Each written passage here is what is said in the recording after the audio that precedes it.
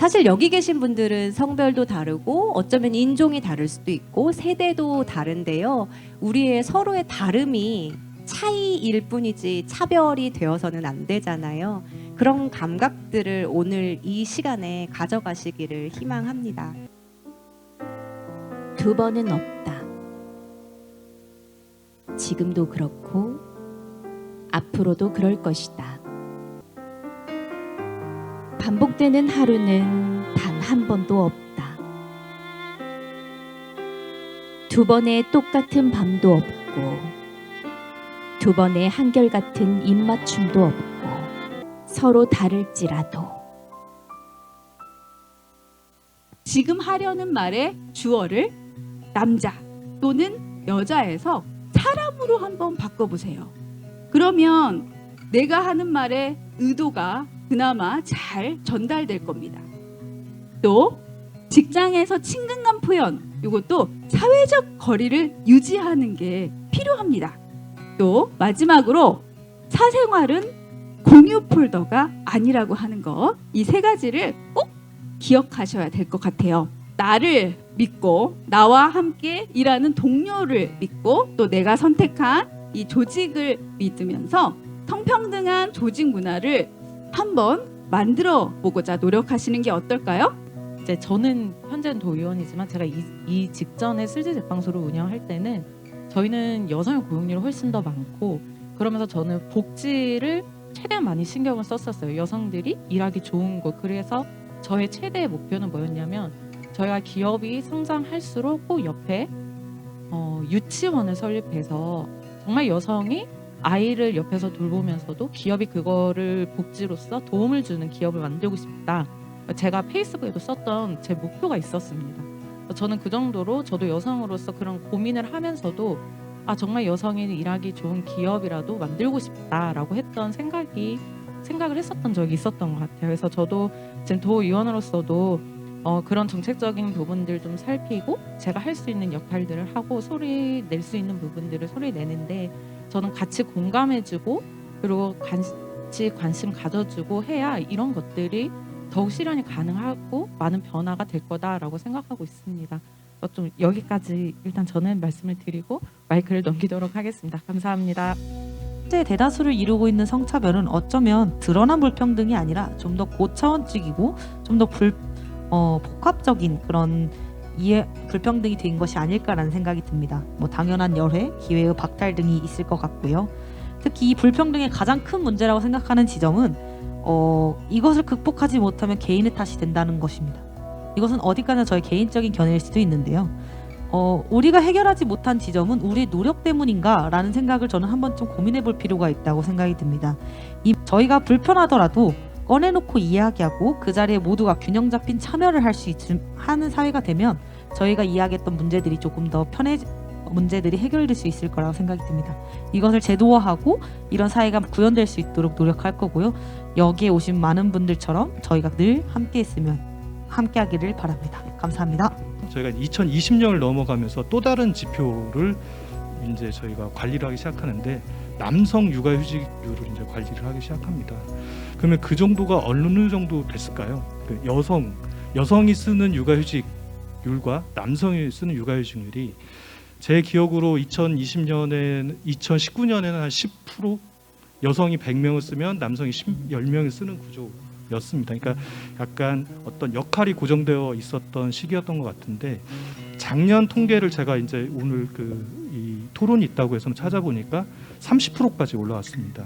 특히 여성이 100명을 쓰면 남성이 30명을 쓰는 구조가 왔는데 더 어떻게 보면 획기적인 변화는 부장들이 육아휴직을 쓰기 시작한다는 겁니다.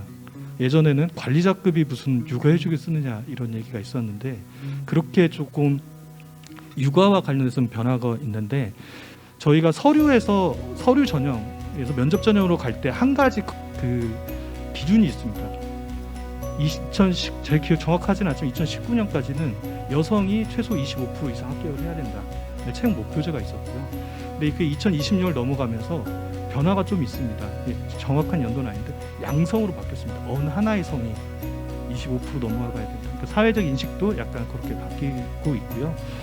제가 그래서 그 2017년과 2022년에 승진자 중에 여성 비율이 어느 정도 되냐 그러면 한 2배 정도 올랐습니다. 이 2배가 기본적으로 보면 여성 승진이 대상이 되는 직원이 2배가 올라서 그 비율로 보면 이런 부분에서 차별적 요인은 크지 않다. 뭐 없다라고 볼 수는 없지만 크지 않다라고 생각을 하고 있습니다. 제가 겪었던 사례에서는 저에 대한 온전한 존중이 필요했다고 생각합니다. 그러니까 나의 한 객체로서 뭐 성평등에 대한 부분을 넘어서 그 남편과 자기의 사이에 있었던 일을 그게 나에게까지 넘어올 수 있는 일인가라는 부분에 대한 질문으로부터 먼저 시작해야 된다고 생각해서 저를 제대로 온전한 객체로서 대하는 부분으로 보는 조직들이 필요하다라고 생각합니다. 일단 제가 이력서를 넣으면서 가장 걱정이 되었던 부분은 제 머리 길이였습니다. 저는 초등학교 6학년 때부터 쭉 숏컷으로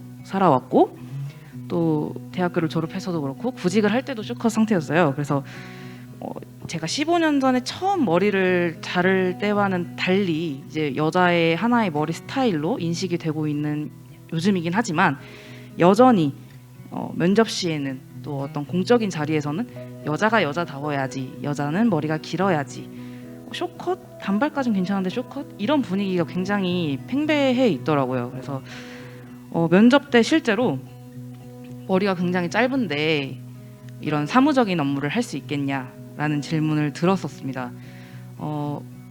그 질문을 듣고 어떻게 해야 되지라는 생각을 정말 0.5초 만에 하고 붙어야 하니까 생각보다 보이는 것보다 굉장히 꼼꼼하고 섬세하고 여성스럽습니다라는 답변으로 넘어가긴 했는데 나오면서 굉장히 많은 생각을 했었습니다. 이게 그렇게까지 했어야 할 문제인가? 이게 내가 일을 업무하는 데 있어서 큰 중요한 부분을 차지하는 문제인가? 라는 생각이 조금 들었었고요. 이제 좀 나아가서 남자 선생님한테도 역시 힘이 좋네, 남자답네, 여성스럽네 이런 말들을 하는 거를 보면서 뭐뭐스럽다라는 것은 어쨌든 한쪽 성에 대한 부정적인 부정어를 포함하고 있다고 생각을 해서 이런 성차별적인 시선들을 거두고 그냥 그 한 사람의 행동은 한 사람의 고유한 행동이라고만 여겨주는 그런 회사가 됐으면 좋겠다라는 게 저의 바람이고 내가 꿈꾸는 성평등한 조직은 어떤 모습인가요? 라는 질문을 공통적으로 드리고 싶은데 이번에는 발언하셨던 역순으로 김다운님부터 한번 답변 주시면 감사하겠습니다. 제가 꿈꾸는 성평등한 조직은 자기가 맡은 일만 잘하는 일만 하면 되는 곳이면 좋겠습니다. 그 외에 이제 감정적인 스트레스를 별로 받고 싶지 않다는 저의 바람이 조금 담겨 있기도 하고요. 남자, 여자 이런 프레임이 아니라 그냥 한 사람으로서의 온전한 존중의 포인트로 보는 것이 성평등한 조직으로 가는 길에 가장 기본으로서 베이스를 깔아야 될 부분이라고 생각합니다. 결국에는 모든 것들이 귀결되는 게 내가 직장과 가정이 함께 조화를 가지고 그래서 내가 가정에 충실하다고 해서 직장에서 차별받지 않고 직장에서 충실할 수 있고 그게 또 가정에 충실한 삶이 되는 이런 직장이 되는 게 제 입장에서는 그 바라는 조직 문화라고 생각을 합니다. 비온디 무지개 같은 곳이었으면 좋겠어요. 비는 오잖아요. 그리고 우리는 불평등하고 불편하고 존중받지 못한다는 그리고 내가 능력을 발휘하지 못하는 그런 환경 안에서 있는 것은 사실이니까 비는 언제든 내리고 있다. 근데 비가 내린 후에 무지개가 뜨잖아요. 그래서 우리도 내가 바라는 그 모습은 항상 그려져 있을 거라고 생각해요. 그래서 그것은 희망으로만 가지지 말고 내가 꿈꾸면 바라는 대로 이루어진다라고 하는 그런 마음으로 안전한 조직이라고 생각합니다. 다온님이 얘기하셨던 것처럼 내가 무슨 책을 읽어서 공격받을까? 내가 어떤 차림을 해서 공격받지 않을까? 내가 상사의 이 이야기가 불편했다 얘기하면 공격받지 않을까와 같은 그런 문제들이 없이 모두가 내가 내 생각을 이야기하고 내 일을 이야기할 수 있고 내가 어떠한 것에 거리낌이 없이 좀 더 평화롭게 좀 더 자유롭게 이야기 나눌 수 있는 조직이 안전한 조직이라고 생각해서 저는 안전한 조직이라고 마무리하겠습니다.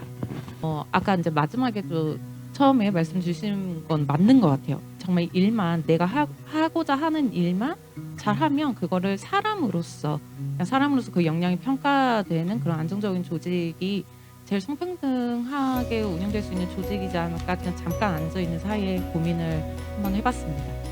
본인은 비혼주의자고 비혼에 관련된 에세이랑 칼럼을 쓰고 있고 비혼 라이프에 대한 팟캐스트를 하고 있지만 저는 제가 비혼 당사자이기 때문에 비혼자라고 해도 차별받지 않을 권리에 대해서 이야기하고 있는데 저는 이게 똑같이 비혼 기혼의 문제는 아니고 비혼할 자유, 안전하게 비혼할 자유, 내가 결혼하지 않아도 왜냐면 저도 처음에 입사했을 때 26살 정도였는데 남자친구가 결혼하자는 얘기 안 해줘? 이런 얘기를 많이 들었거든요. 만난 지 1년이 되는 애인이 있는데 그 친구랑 이제 결혼 생각 없이 있으니까 그 질문을 공격을 굉장히 많이 받았어서 어떤 자유롭게 비혼할 수 있는 조직이었으면 좋겠다는 생각과 그리고 또 한편으로는 자유롭게 결혼할 수 있었으면 좋겠다. 결혼했다는 이유로 절대 차별받지 않았으면 좋겠고 원하는 상대랑 결혼할 수 있었으면 좋겠고 자유롭게 출산할 수 있고 육아할 수 있고 이제 성별이나 이런 걸 따지지 않고 그렇게 할 수 있는 조직이 됐으면 좋겠다 이런 생각이 들더라고요. 그래서 저는 개인적으로 그런 생각을 가지고 있습니다.